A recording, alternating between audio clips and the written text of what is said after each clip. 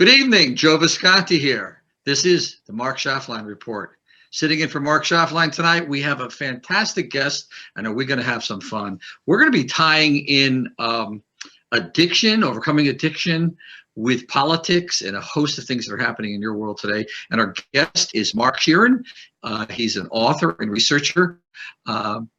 Here's a little statement to launch, Mark. The disease concept of addiction is the greatest lie ever told to the American public over the last 100 years. Welcome, Mark Scheeren. Let's jump right in. Hi, Joe. 45 minutes and we're going to hammer the heck out of it. Mark and I usually fill in a lot, bat things around, but we spent a few minutes before the show just saying, let's open it up and get the thoughts flowing. There's something really good about the naturalness of not over preparing, but knowing what we're going to talk about. So I'd love you to just tell the audience about your book and your movement and the things you've been fighting for years. And then we'll get into issues later and kind of circle them back into a lot of the solutions that you've developed. Sure. Well, thanks for having me on the show. And well, I think I was on the show not too long ago, but to the new viewers, I had a terrible experience in treatment when I was a young man. And that set in motion a desire to become a researcher, to find a better way for people. I was stuffed in treatment for about 18 months after I almost killed some people drunk driving. And this whole disease concept never made sense to me. I was a very, very heavy drinker and drug taker. I drank every day, and I would get up at 10 o'clock in the morning in my dorm room, and I would shake, and I would have 3 beers, get rid of the shakes, and then I would continue to drink every day. And when I stopped after that car accident, the court said you have to go to treatment. And this is why I do what I do. I couldn't buy into this idea that I was diseased because I stopped on my own before I went to treatment. Then the court said, you have to go to treatment. I said, I don't need to go to treatment. I quit on my own. I'm not doing drugs. You could piss test me. I'm fine, but that's not the way the system works. And suddenly I realized that I didn't have rights. And my body and my psyche was shuffled off to treatment, and I was put into basically a re-education camp. That's what I consider treatment, where they teach you that you're broken, you're diseased with a disease you don't have. And I had no rights, and I couldn't get my driver's license back. I couldn't get my freedom unless I completed this re-education, right? And they had control over my very existence for that period of time, which is wrong. It's just simply wrong. If it was helpful, that I might have a different view, but it wasn't helpful. It was devastating to me. And then I got out of treatment finally, and I had a suicide attempt. And it was in that moment of having a suicide attempt that I realized that I was much better before I went to treatment. Even drunk, I was better. And I said, that's when I said, I'm going to make, I didn't know, it didn't have a name. It was a nebulous idea, but I created the freedom model in my head. That's when I decided to do that. So it's been 31 years since then. And I've helped 20,000 people, over 20,000 people move past this. And I've shown all those people and many others that it's not a disease. And there were other researchers that were saying this prior to me. I can't take credit for that idea, but I detailed it through the book and the freedom model and at our retreats and the things we do. So that's my story in a nutshell of 50 years of my life. And the freedom model versus the 12-step program, I went over some of your paperwork quickly and then noticed there was a boogeyman, the 12-step process. Is that the formula for most overcoming most addictions? Yeah, yeah. The 12 steps, which was created in 1939 by a man named Bill Wilson, AA meetings, NA meetings, Alcoholics Anonymous. That's the model that basically permeates the treatment industry across the globe. And the very first step of those 12 steps says you're powerless over alcohol, and that's simply factually incorrect. Every time somebody drinks, they're not powerless, and they're choosing to drink, obviously. And this idea that drugs and alcohol have powers greater than the human mind is simply not factually correct. And but if you believe it, it becomes devastating. And so what we're dealing with is we're battling an idea. With the freedom model, we're going head to head with what are the facts, what does the research show? And the research does show that people get over their addictions with boring regularity, at very high success rates, whether they're treated or not. They age out of the problem over 90%, 9 out of 10 times. And this is totally underreported, never discussed in treatment. And treatment does not want people to know that, because then we don't need treatment. And that's what my book shows. It shows how people naturally move past their addictions every day. I see. So have you had any headbutting with the AA or people that have left it, gone to your program, discovered that they're more liberated, that, or actually the 12-step could be an addiction itself? That's what you mean. Yeah. Well, we do trade the addiction for 12-step meetings, and that becomes a trap in and of itself, which is why I say on the cover of the book, the treatment and recovery trap, right? Yes, there was dramatic pushback. If I told you the things I went through in the early days, you'd probably be shocked. I've had the state of New York try to put me out of business for 12 years. They put me in lawsuits. At one point, they sent police officers without warrants into my homes. Wow. Oh yeah, and sat me down and threatened me at my kitchen table. I had to physically remove the officers. I've had things happen to me that only happen in places where the Gestapo is real, but that happens in America, and it happened to me for a decade straight. I was harassed. I had slander said about me all over the country, letters sent by AA World Services to 14,000 groups saying I was responsible for missing children. I mean, if you saw what I went through, it would shock you. Now, the only reason that all of that happened to me was because I broke the paradigm. I was willing at that point in my young life to say it boldly and loudly that treatment doesn't work. And I did an ad campaign all across the state. When the state of New York was saying, treatment works, I sent out a campaign that said treatment doesn't work right next to it. One size doesn't fit all. It's the same right. mentality across the board in our country. That's One right. size fits all. The materialistic consumer model. Pick this, choose that, and don't deviate from the brand. Right. And you fought the system. Yeah, and it was interesting because I was so young at the time, and I had another researcher, Jerry Brown, that basically saved my life. And he was 48 years old, and he was a career researcher. So he became my mentor and taught me how to be a researcher, how to be a sociologist, how to see trends. And I just had a gift for that as well. But I also grew up so hard that a lot of this stuff didn't scare me. I was a boxer. I was used to violence in my home. So you weren't intimidated. You weren't intimidated then. Yeah, I really didn't care. I said, you know what? I love people too much to care. I know what it's like to be completely devastated by this model, and I don't want anybody in my presence to ever feel that way again. So it's the complete. We see that in the Democrat Party. Had to compare it, but we see the victimhood. Everyone's a victim. You're not going to be able to ever overcome the addiction. You're powerless. And you see the victims in the hood of the Democrat Party with their platform. Everyone's a victim, and so again, I hate to politicize it, but you're seeing that same parallel with a lot of things that are medicine, education. There's only this way. There's only this way. This is how it is, and you've got to submit to the program. Submit, obey, consume. The old, the old sci-fi movie. That's exactly correct. It's about control, isn't it? It's about control. It's about making people frightened first, providing them with a disorder or a clinical idea, even though there's no proof behind it, that there's something wrong with you, and that government and or medicine or big pharma or whatever it is out to save you, and that becomes your God. It's an outgrowth of Rome. It's an outgrowth of religion. These are old dogmas that were around for thousands of years. We discussed that before the show, and they just reappear in new forms. And constantly there's the Jesus, in the temple pushing out the Pharisees and scribes saying, no, your donkey gets sick and falls in a ditch on Sunday, on the Sabbath, you can heal it. No, we can't. We have to take to this strict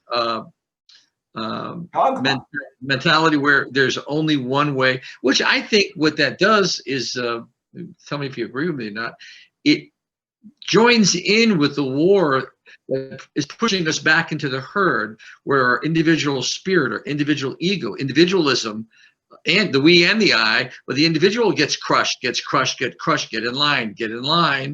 And so there's this totalitarian thing that's happened across the board. It's always happened, but it's here appearing again in America and other places in the world, where the individual is under attack because the individual is told you can't get over the addiction, you're done. Every one of you in the same room, you're in the same boat, and you probably or might not be in the same boat.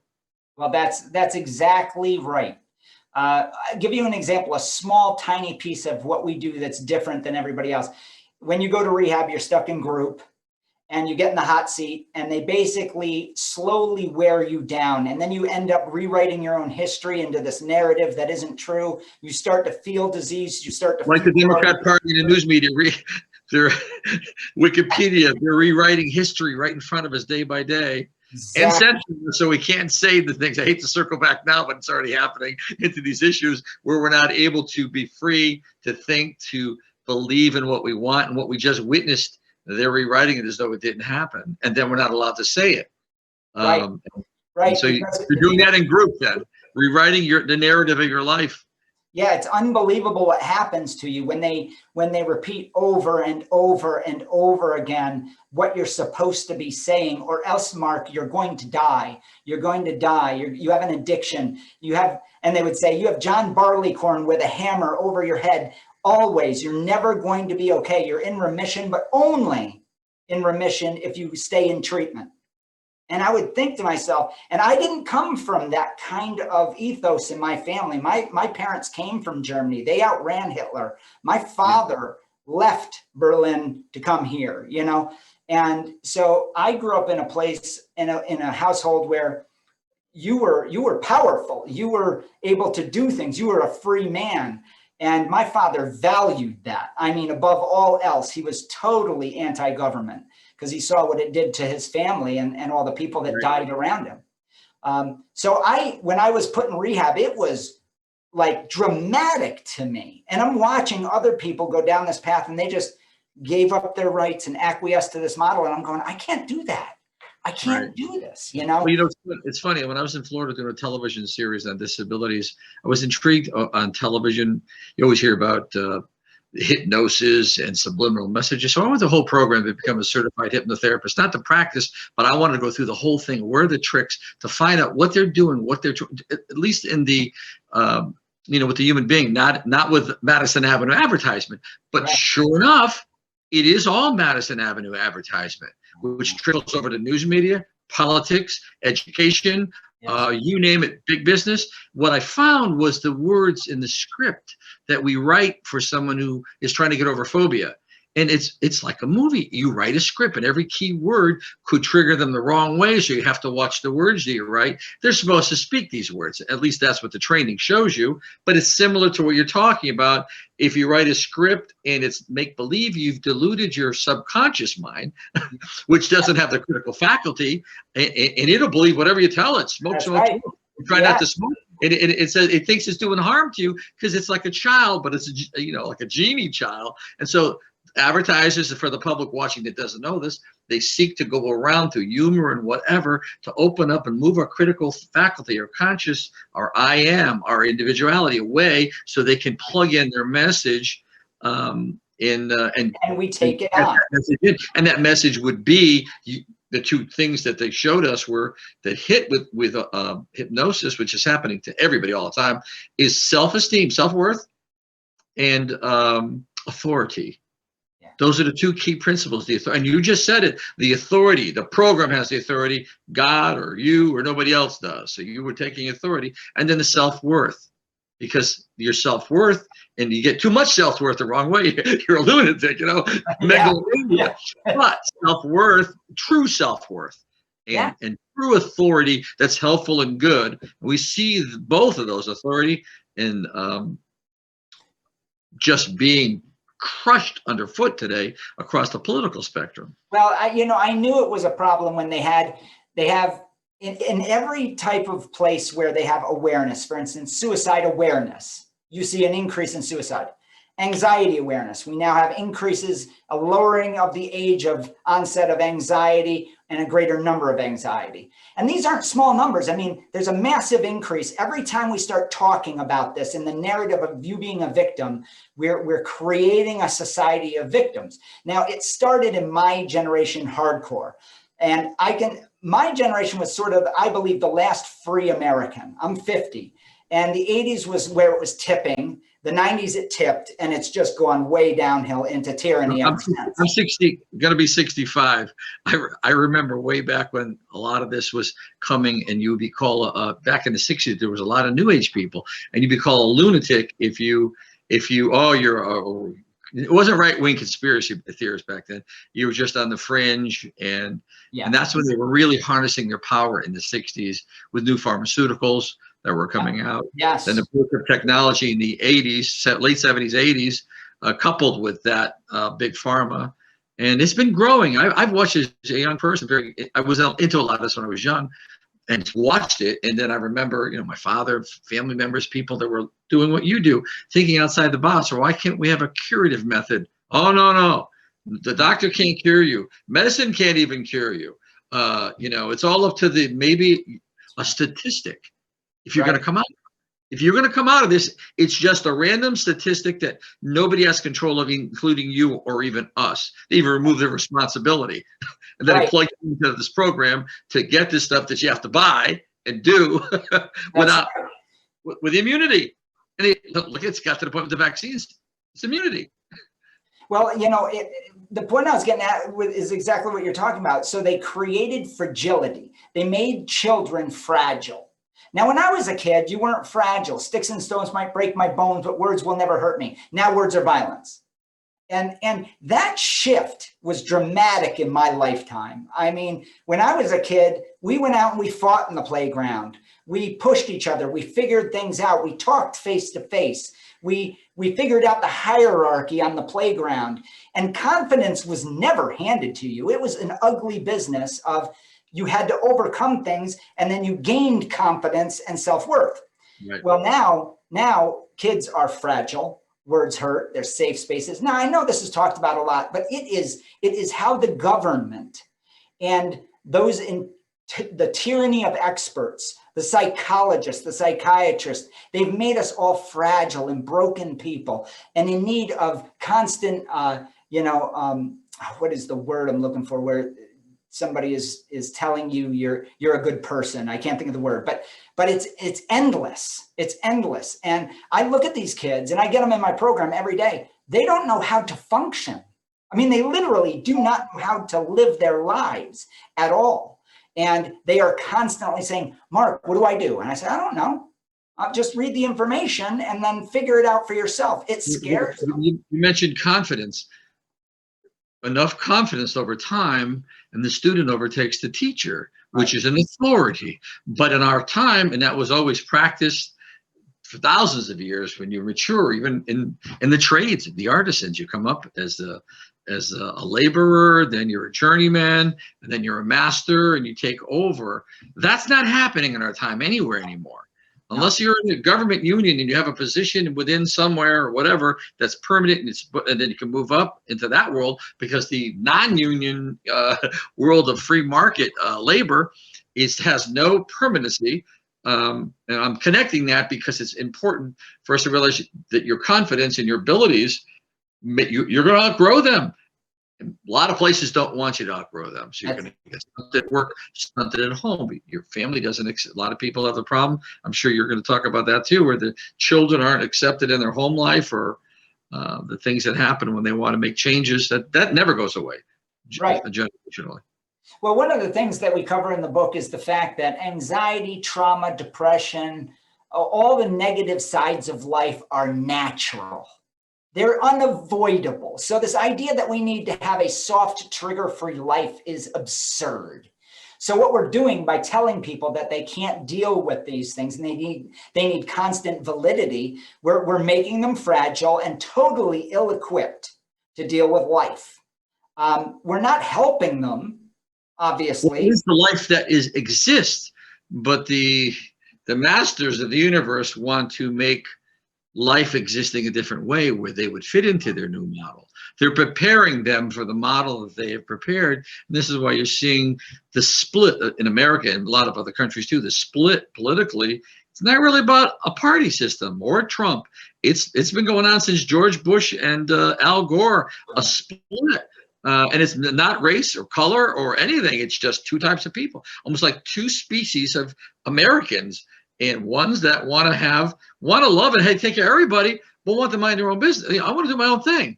And then you're not allowed to do your own thing. If you don't pick up the paper, check your social media or your alerts on your phone for 3-4 days, you won't be able to operate in the world. They're making talk about what that would mean. How is that insecurity that must bring anxiety, increase it?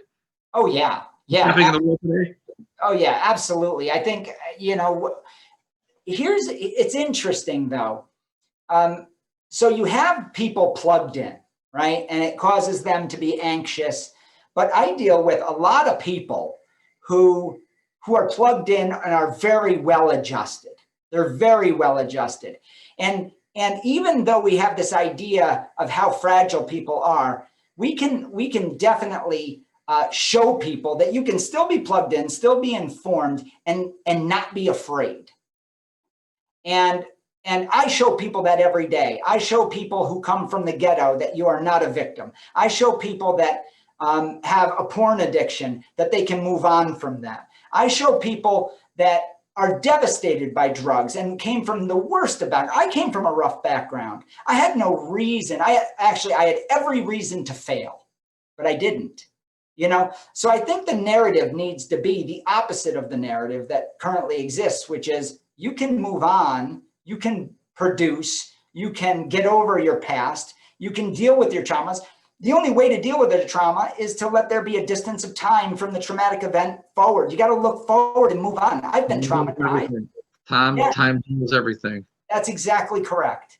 That's exactly correct. Everything. I had a couple challenges in the last week, things that I had gone through before in life, and I said to I could hear the self-talk, and there's no voices in your head, but that the confidence.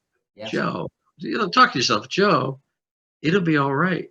And I remember a friend of mine used to do that. We didn't have troubles in different things we were doing, and she would always say, everything will be fine, I say, why do you say that? She goes, you got to tell yourself, especially when you're under pressure or whatever. And I had a lot of the pressure and different things, but this one was a little different, came at me a different way. And it's kind of like the little spooky, like a demon here and there in your mind. Wait a minute, I've been through that before, but there's a little St. Michael in your head going, it'll be fine. Almost laugh at the devil or all these things that are in your head when we go through. And so many people are ashamed or embarrassed to say, I'm struggling. Financially, I'm struggling emotionally on this. I'm struggling with my job, and they're hopefully not as ashamed.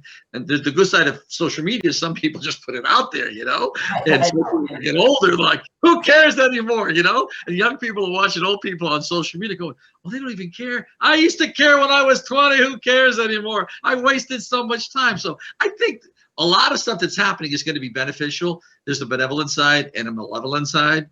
I think so. I think so. In the end, it's always going to come down to clarity, the proper information, and being informed with the facts so you can make an informed decision. If you're informed with the myths and the dogma and the control model and you think you're informed, that's liberalism. That's literally liberalism. It's the wrong propaganda being shoved down your throat, and you believe it, and then you act accordingly in fear and emotion, and it's unhealthy. I wanted to jump to something though that you jump around a little bit for the viewers out there. Hope they're enjoying it. This is the kind of conversations I like to have because you can feel it and I can feel it. What the thoughts that are coming in our minds from a distance on how we want to hit these topics, things we thought maybe we want to talk about, they're just going to come in their own natural way, which could be a little cumbersome sometimes. But I just like the way that batter. Organic. Have it be organic. Yeah, it's an organic thing. And again, that's something that is not. I would run for politics. I've been elected. You have to follow the strict narrative and page 4, flip it. Oh my God, it's like I'm back at grade school. You have to take a math class. Get out of here. We want to have fun, Go ahead. So you brought up personal struggles, and I went through a struggle right around 43 years old. And you said it came at you at a different angle. And I had this experience where my marriage was struggling, I was struggling, and I didn't know why. Now here I am, this expert, this sociologist expert on human behavior, and all of a sudden I found myself not quite understanding where my confidence went. I was finding myself crying at movies I wouldn't have gave 2 bats' eyes at before. I was an emotional mess. And it's the classic cliche midlife crisis, but when you go through it, it's not a cliche. It's very painful. And what I realized for men, because we're having a man conversation here, is there's no book that deals with man menopause, right? We don't even like saying that term. And so suddenly I started to research what was happening to me. And I realized that most men go through this stage that's painful. And I got through it, but I had to learn, once again, I had to learn the facts about what was happening hormonally, what was happening with just the idea that I'm going to die someday. And now I can see the end because the generation before me is gone. Well, if you think that's something, I'm going to be 65, around 62, 63, the hormones change. You're much more liberated and free because you're not strapped to the hormones, and you don't know what to do with your freedom. It's an oddity because your whole life you're driven, whether it's ambition, it's all got hormones in it. All right. Whether That's exactly right. The mates or whatever you're dealing with, but it changes. I'm very spiritual, and I believe in a lot of things that are I don't talk about a lot in politics, but that carries you through. But you reach that point when at 65, you're like, hey, 14 years, my daughter just got a little dog, and she's a puppy. I'm like, hey, this dog may outlive me. You don't know what's happening in your 70s. So you're what's on your mind a lot at this age is mortality. And many people my age, if they don't have God or spiritual whatever, they're really afraid. Yeah. And there's another level of addiction that could come over, and you rely on that, and then you look back in your memories, I had a good life. I did. You start becoming grateful. Or you fall into a trap of, oh my God, I'm going to die. Where am I going to go? What am I going to leave? All the things you pursued. If you never had God or something in your life, or something more meaningful, it doesn't have to be God, religion, but something where you knew in your heart of hearts the things you did and the people you love was really what mattered. If you don't have that and you hit your 60s, it's amazing. If you think the 43, I've been through that one too, but in the 60s, because you don't know what to do with your freedom. You're not driven by hormones. It's so interesting that you're bringing this up. So I get 3 demographics at my retreat over the last 30 years. I get the person that's going from adolescence to adulthood. So let's say 16 to 25. That's a big demographic because they're going through the gauntlet. They don't know what the hell they're doing. And they're smoking weed and doing acid and banging heroin, whatever. And they're figuring it out. And then I get the midlife crisis crowd, big demographic. So having been through it myself now and written about it, it really is helpful. And then the senior years, going from middle age to senior years is the most difficult. And I'll tell you why. Because when people get there, they start to give up. Oh yeah, you could give up. Yes, because of the time signature that you have this limited time. Why bother? You're tired. You don't have the hormones driving you. So I have to work the hardest with that group to show them and demonstrate that there's this whole new way of living for the next 15, 20, 30 years, depends on their longevity in their family. So that's a real interesting demographic. What I found is, and I've always done this, I've done so much volunteer work, and there are many things I've done, charity, I run charities, is that you've got to stop thinking of you and think, and not bleeding heart, but think of not just the loved ones around you, what others need, the small things, the gratefulness, the little things that would pass us by in the speed of the 60s, 70s, 80s, you're younger, 90s, all the wildlife, all the things you miss, zoom, you're flying by in your motorcycle, whatever, you start to notice them. Oh, look at the little evergreen tree over there, and what's her name needs a little cup of sugar, my next door neighbor. And I've had all these things happen. I'm going, and I used to be a wild man. I'm like, wow, is so, I missed it. And now, so these are the years I'm going to start enjoying. Well, look at the flowers. I'm going to plant that, or just whatever things I would, especially being a man, all this other stuff. You're just going to walk by the tulips. You don't care about them. Yeah. But and people can forget themselves and pay attention, because as life gets shorter, you realize how valuable it is. And there is an awakening. And it's an appreciation. That appreciation you really can't share with someone. They can't, unless they're your age, they don't get what you're doing. Well, it's interesting. So I started Forgetting yourself is so big, because you'll just down yourself. You'll down it right down. Well, what you're saying is absolutely true. So I started interviewing the elderly about 15 years ago. And I said, amongst the questions, I said, what is your greatest regret as an older person? Because I'm not there yet and I don't want to have it. So I'm going to ask every single person that I meet that's over the age of 70. And I do this to this day. I've been doing this for decades now, a decade and a half. And do you know that probably 95%, I don't know the exact percentage, I'd have to look in my books. Probably 95% say, I wish I spent more time with my kids. It's the number one thing they say. Yep. And if they were there, they were there mentally. That's right. If they were physically, they were there mentally. So here you have a situation where these are totally unrelated people. And 95 out of 100 of them, their first response is that. So I made it a point to be with my kids when it was tough. Now, these are my earning years. So my intuition, being a German immigrant father, is work, work, work. I never saw my dad, never. Lived in a separate building than him. And I said, you know what? I'm not going to have that regret. I can learn from these people. And that's something in our culture we've lost. The elderly, they're the wisdom. We should be asking these questions, you know? And so I listen to what you're saying. I really do. I have ears out, and I don't want to have those regrets. The other regret they have is their health. They say, you know, I wish I took better care of my body. And that one I get, because I already have. Yeah. Well, it comes in, but if you can look at the world and just accept it and know, you know, that it's never too late to do something. You could make, in one day, you can make some decisions and make some phone calls for friends or people, if you really think about others, what they may need. And you can influence the world so much, no matter what your station in life is when you're older, because like old people that don't care anymore, once you don't care, there's no ego of it. You can think you're a narcissist, that ain't going away. All that goes away, and you could be depressed, or you could find the joy.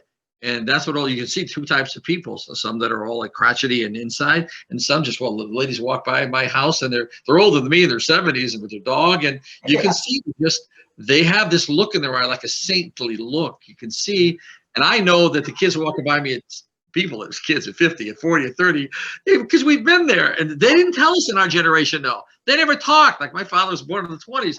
They don't tell you those details, and they don't share that with the younger generation. Right. They say we want to hear it, but it's good. Your research is really good, because it's you may be asking questions that a lot of the established professions may ask but not reveal, or put out in a way that's, again, put into a box where it can only fit this way. It means this. It may not mean.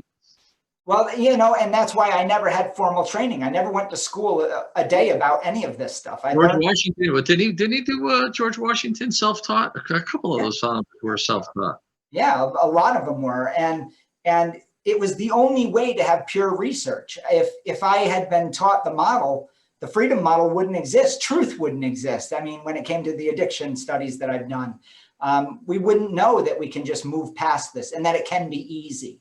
These are terms that I use, and people are shocked by it. But I say, people get over these things all the time. Why aren't we asking the millions of people that have gotten past an addiction without treatment how they did it? So that's what I did. I just went out and I started asking. We don't talk about it. It's like in politics. We talk about, I've been elected here in town, in our town in Connecticut, and I always said, why aren't the people that are having a hard time go out and do something?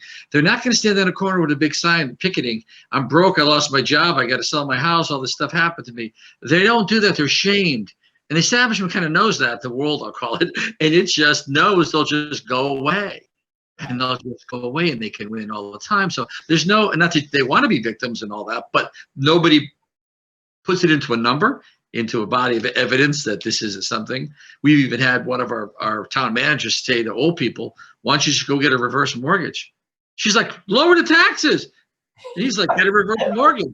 Oh, it's cold-hearted. So, I mean, there's a lot to. Let's jump in some of these national issues that you were looking at. You made the list today. I didn't get one from Mark, and I didn't know what we were going to talk about. And we're going to circle back to a lot of this addiction, treatment, self-esteem, authority. What's happening in America? We'll just keep it in America today.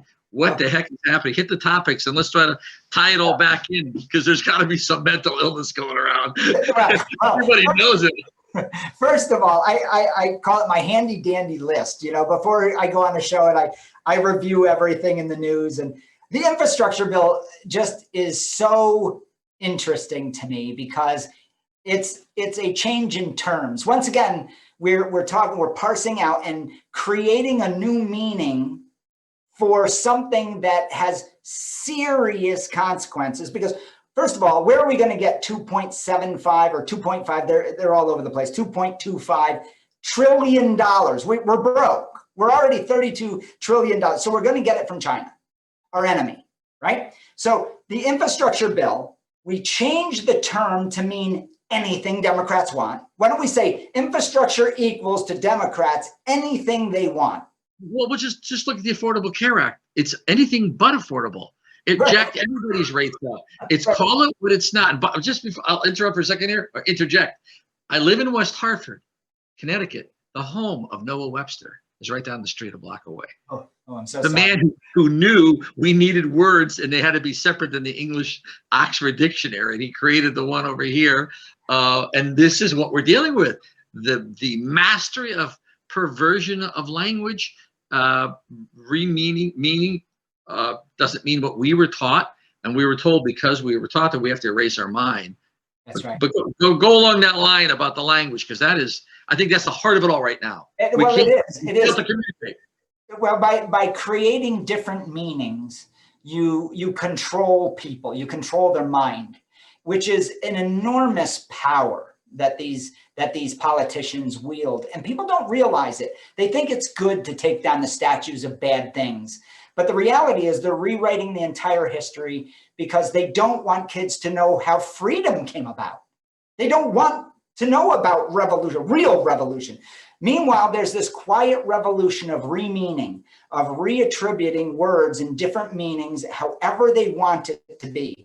So infrastructure now means we can buy anything that feels good, and the government will make everybody feel good. The government is the opiate of the masses now. And we can then shell out stimulus. And so we live in a socialist society. Don't even think we live in a free society anymore. As soon as this COVID sham went through, I mean, they started really pumping socialism. The public believes, I want to just correct you on something. I did a research on it this week on the national debt. Little more than 70% is bought back by the Federal Reserve. It's just a con. It's a pyramid scheme. Less than 30% is China and all these other countries. Right. We're now not even, they won't even buy our stuff. So we're just buying back fake paper. Right. And the world believes that money grows on trees, especially the young generation. And this is why they can get everyone, is people that are, I'll just say uninformed, I won't say ignorant, wherever they may be, no matter who they are, would believe, so I'll leave it, that, yeah, they can just make money. Most people believe that money can just be made. And there's no repercussions, there's no paying it back. And, that is the heart of how that, coupled with what you're talking about with the changing the language, it's the jet fuel.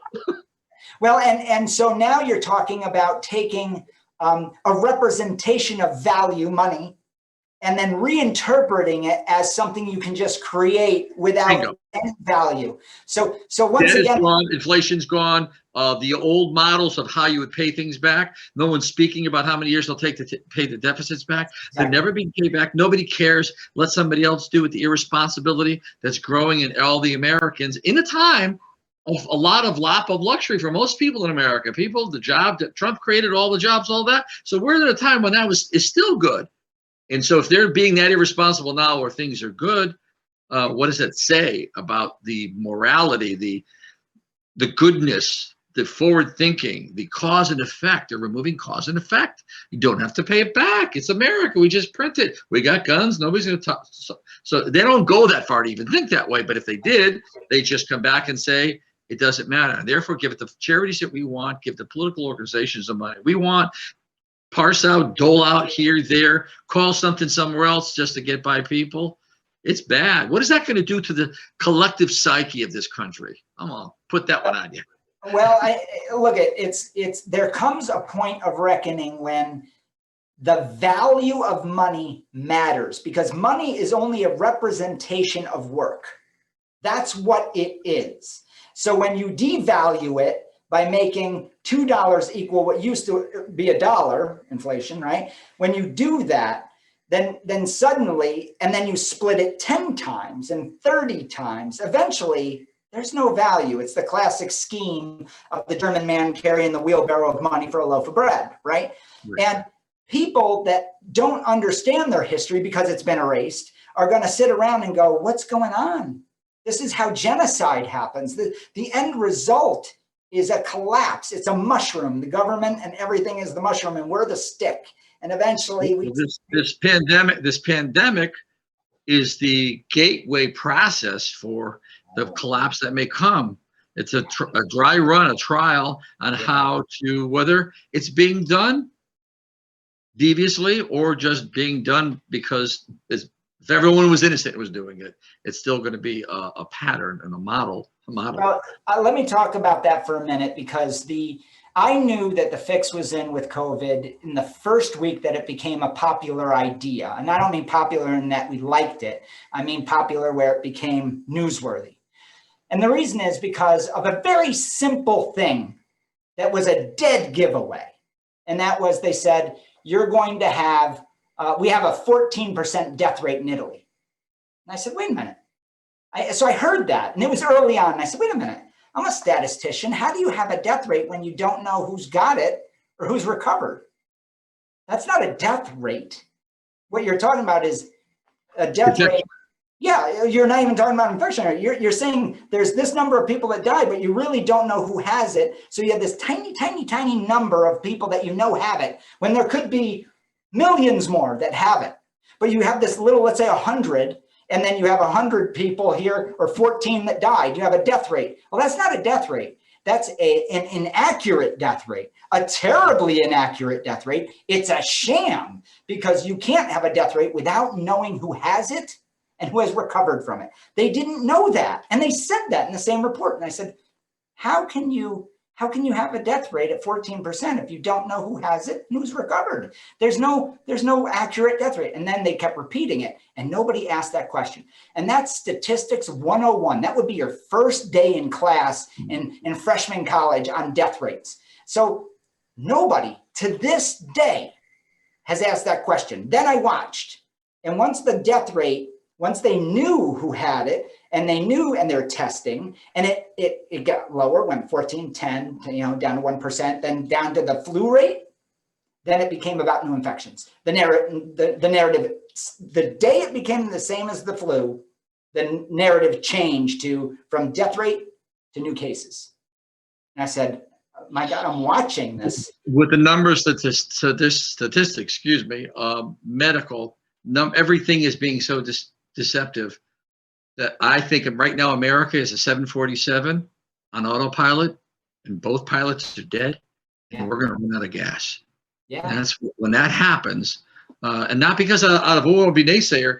It's inevitable for catastrophe to happen, just for, let's just call it the establishment that would like to have a correction, because at some point there's always a correction. So they manage the fall, they say. Fall protection, contractor, you got a bungee, so that when you first fall, you don't break your back because the bungee breaks. You got the net. Don't think they're not doing that with this. So the people that have the hands on the controls and levers know what's coming, and they're positioning it to fall. And there's no other way to look at this. But most of the people are asleep in the 747.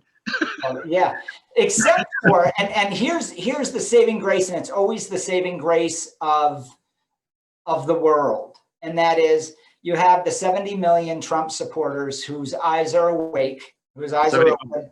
75. Yeah, 75 million. And they're saying we just got to ride this out, and then we'll just make it better by hard work and grit, because that's what we do. And freedom will win. Somewhere we will carve out a pocket of this great country and make it free there. And this has happened throughout mankind's history with every great society. And so we just got to stick together in the idea that most people, not just because they're Trump supporters, want everybody to be happy and be fair and have everyone have equal rights. Those on the right don't want to limit. Those on the left said they want their own little circles of rights and groups. And now they're at the point when, I won't mention many of them, but at the point where they don't want you to have your right because that's a racist, that's a homophobe, that's a whatever. You can't have those policies or those belief systems in your religions or anything anymore. So they got what they want, and now they want to take away what we have. Right. And this is the real battle that's going to play out. We've got about a minute left, so why don't you just wrap up something you'd like to say? And okay. We got to go on for hours with this. Yeah, well, it's been a great show. I think that I want to tell people that if they have an addiction, they can move past it. They don't have a disease. They're not broken. They've always been in control, whether they believe that or not, and I can show them how. And if they want a free copy of the Freedom Model, they can go to thefreedommodel.org and use promo code FREEDOM100. That's FREEDOM100 at checkout, and download our book for free. I'll give you the solution to addiction for nothing. Wow, thank you so much. It was great. Maybe we'll be on together some other place, some other time. But it was really great meeting you, Mark. Yes. Take care. And everyone at home, thanks for watching tonight. Mark will be with you tomorrow. Take care.